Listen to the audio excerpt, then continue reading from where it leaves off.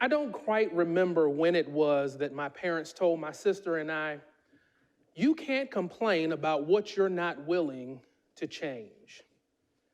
I guess that has gone with me all these years, and now I'm as busy as ever trying to change things.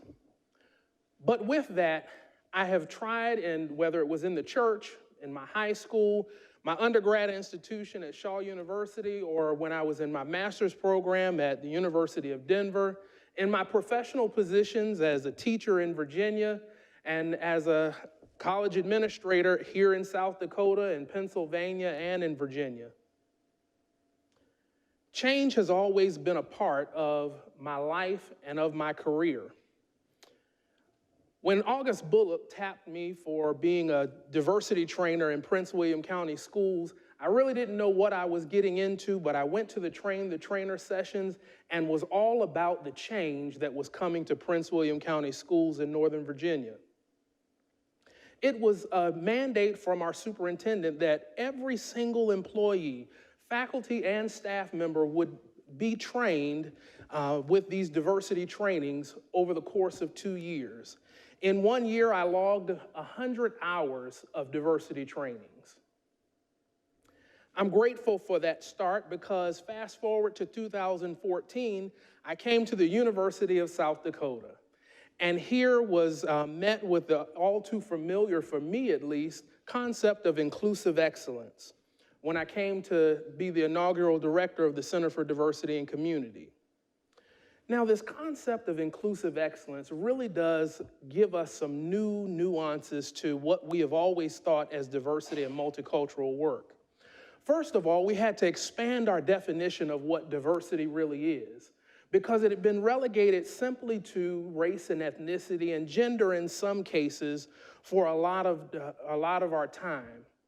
But with this concept of inclusive excellence, we've now broadened that to include not only race, ethnicity, and gender, but gender expression, sexual orientation, disability status, socioeconomic status, veteran status, a whole host of identities that each one of us actually has.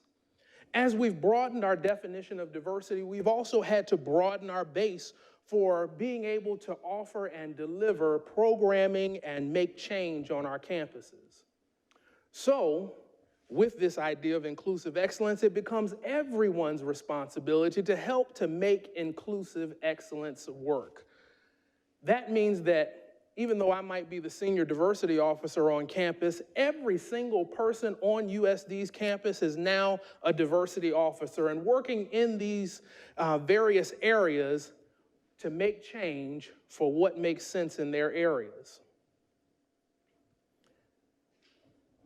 This whole notion has been about expanding a conversation, expanding the conversation around race and ethnicity, around privilege, around oppression, supremacy, a whole host of things. But I often find myself having to practice what I preach when I get into these conversations. Otherwise known as intergroup dialogues. I entered into one not knowing that I was going to hit it head on. I was rushing out of the door and I was headed across the Center for Diversity and Community to go to the car and leave to go home and come back for an event that evening. And two students stopped me as I'm running out the door and said, "Hey, Lamont, we want to ask you a question." From there, I dove into an intergroup dialogue session on the spot. Diving into it, I didn't know what I was getting into, but I was glad that I did. Because with these intergroup dialogues, it really is getting to the heart and soul of what it is that's going on in our society, in our community, and around us. So we engaged in this conversation about what is it to have policies for LGBT and non-gender, non-binary individuals on our campus. And as I sat and listened to the students, I had to do what we have trained our students to do in these intergroup dialogues, and that is active listening. Not something that you just pick up off the street or not something that you're really taught, but when you're trained to do active listening, you suspend all judgment and you listen simply to what the person is saying to you. Once they're finished, Silence is golden because that time period at the end, when they stop, you have the opportunity now to be able to process what was said. Processing what was said, I started to ask and dive in deeper and ask clarifying questions to figure out what this really was and what they were really talking about. What is it that we really need to do? So as I sat and talked with them for a few more minutes, I began to discover what me as a cisgender, male, heterosexual, in this space really didn't realize, and come to a greater understanding and awareness around the issues for our LGBT plus community. Well, in that, I have continued to do these intergroup dialogues, and these have existed on this campus since 2013. Intergroup dialogues here have been based on what work was done at Arizona State University and at the University of Denver. But here we have committed to 5 weeks of trainings, 5 weeks of sessions in which students explore a whole host of identities and issues that come up for those communities. In those 5 weeks of 2-hour sessions, these students meet up with others that look a little different from them, might express themselves different from their own selves. But in these groups, they're able to dive in and really take on the real issues that come to the heart of our communities. Some of these groups have included male, female, heterosexual, and LGBT plus, native, non-native. We've done Race in America groups. We've done athlete, non-athlete, and international and US born, so that we can begin to talk about those stereotypes, those biases, and all of those things that come up for our various communities. Number one, at getting real understanding around these things and more awareness to what is really going on. When it comes down to it, we really only know our own realities. Nagda and associates in 2009 discussed that intergroup dialogue communication helps us to learn from others, consider ourselves and reflect critically, as well as build common ground with others. This year, the President's Council on Diversity and Inclusiveness here at USD has taken up the challenge of coming up with the Voices of Discovery Intergroup Dialogues Part 2. And we've changed the name now to Talking Change, Making Change. It's an intergroup dialogue and critical action program. Over the years that I've worked with this, I've realized it's not enough for us just to talk for 5 weeks about the issues that come up with our communities and then walk out of the door and not do anything with it. But we really need to move towards some action and real change. So there are 3 things that come out of research and the work that has been done around intergroup dialogues. And those 3 things are awareness and understanding, relationships, and collaboration and engagement. When we look at awareness and understanding, like I said, we only really know our own realities. It's only when we sit down in these structured dialogues, or we intentionally sit down with someone other than those that look and act and think and talk just like us, that we're able to begin to understand what is really going on for the other, for someone else. We learn about them, but we also learn something about ourselves.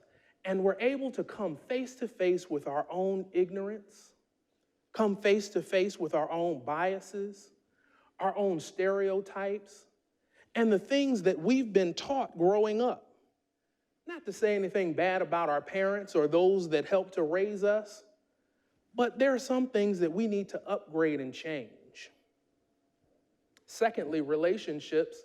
These opportunities allow for you to get to know someone that you might not on a regular basis come in contact with, or have the opportunity to dive in a little bit deeper and find out about them.